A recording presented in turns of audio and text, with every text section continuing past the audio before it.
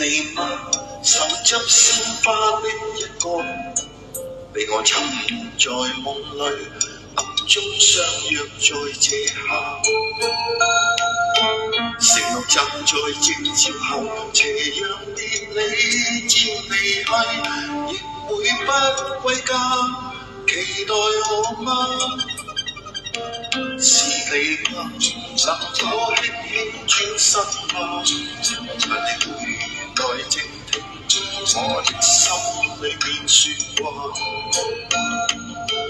每天我衷心祝禱，祈求夏季快來到，讓這麼一刻能愛吧。I love you， 你會否聽嗎？